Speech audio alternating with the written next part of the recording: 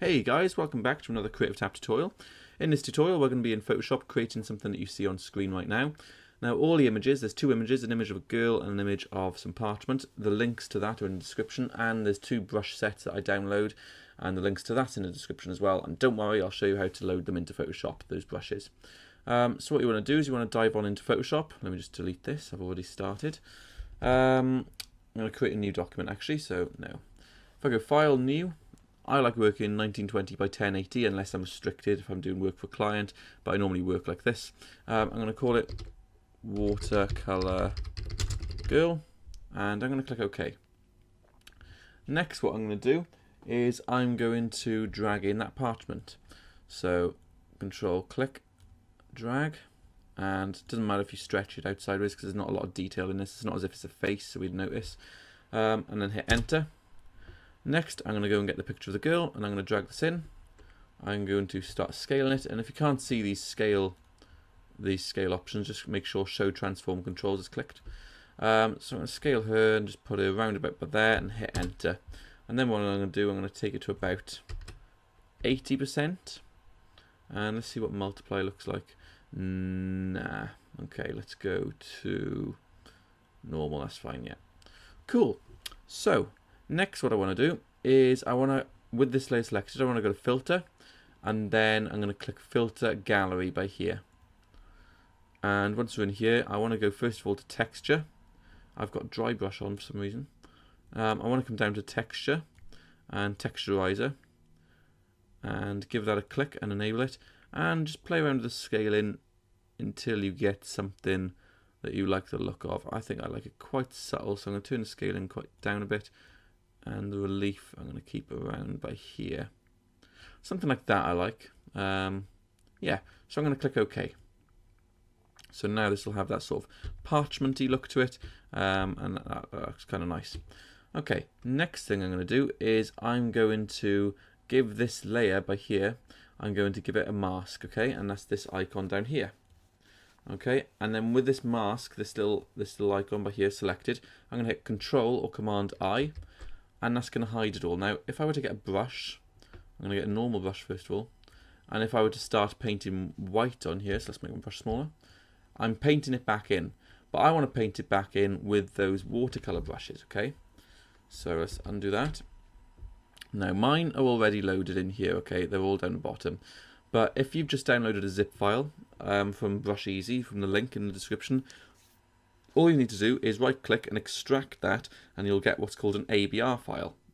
Once you've done that, just come back into Photoshop, come to the brushes, go down to load brushes, and I want to go tutorial resources, and here they are. So you just click one of them. Can you click them both? No, just click them one at a time and click load, and it's going to load them in again for me, I think. Yeah, so I've got doubles, see? Anyway, once you've done that, start selecting a brush. I'm going to go with this one first of all, and I'm going to make it smaller. And remember, we've got a layer mask here. Where it's black, we don't see the image, and where we paint white, we do.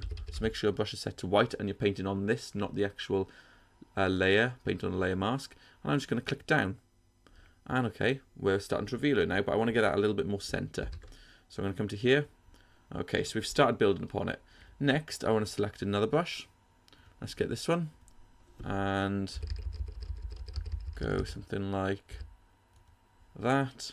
And you just need to, all you need to do for this really is you just need to keep on building upon it. So let's get another one, make it smaller. I'm using the square bracket keys to make this smaller. And let's get the edge in there, and I don't like that. Something like that. And then I also loaded in, obviously I'll show you again, load brushes. There was another pack, I think it's paint brushes set. Load that one in because there's some nice ones in here, some sort of splattery effects. So just make it smaller. Some splattery effects, quite nice. And some nice ones by here, quite subtle. And let's keep on doing this, just a few more. Should do the trick. Obviously, you've got full creative control when you're doing yours. I'm just trying to rush through this as quick as I can. I'll do one more brush, just give some more variation. I think I'm going to use this one.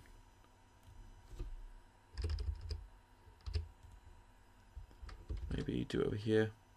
Yeah, I think that's okay because we've got the main focus in there now. Something like that. Yeah. Okay, so what we want to do next is we want to create a new layer, put it below, and we want to start getting pixel data from the image. So one of them, because we want to start putting a little bit of color in the background. So one of them is I'm going to take this nice blue, and I'm going to get another one of my brushes. So hit B, and let's get this one. Let's make it a little bit smaller. Let's put it just behind like that. Then I want to get another brush. I think this one. And let's pick another color. So let's go I. And let's source a nice pink from her skin. Like that. And now let's hit B again. So go back to the brush. And let's paint this one just in by here, or I think maybe just by there, poking out the bottom, like so. There you go, something like that. And then one more, I think I'm gonna hit I again and get a nice sort of bluey green, yellowy green from her tattoo by there. And then I'm gonna get another brush again, so hit B, select yet another brush. And I think, which one? This one maybe? Yeah, and let's do this one, and just put this sort of just behind like that. So we're building up some colour. I don't actually like that colour, so I'm just going to source another one, hit I, and maybe let's get some ginger from her hair. Light bit of ginger, and B. Yeah, something like that. Okay, so the next thing we want to do is, first of all, let's right click and, no, sorry, double click the text to rename this layer. So we'll call this girl, and we'll call this layer 1, and we'll call it color. Okay, great. So the next thing we want to do is we want to come to the girl layer. We want to go to the adjustment layers, and we want to go to curves, or let's go to color balance actually. And we want to start playing around, but you can see when we play around with these, it does it to everything. So before we start playing around with it, what you want to do with color balance above, just hold Alt when your mouse is in between color balance 1 and girl, and you'll see it changes to this little icon. When it's changed to that icon, just click. So Alt and click in between them, and it'll link this then just to the girl. So I just want to make her a little bit warmer, like so. And you can see by turning this on and off, it's just made her a little bit more warmer. Now let's zoom out. I think I want to select both of these layers and just move this a little more. So, sorry, both of these layers, and just move this a little bit more central.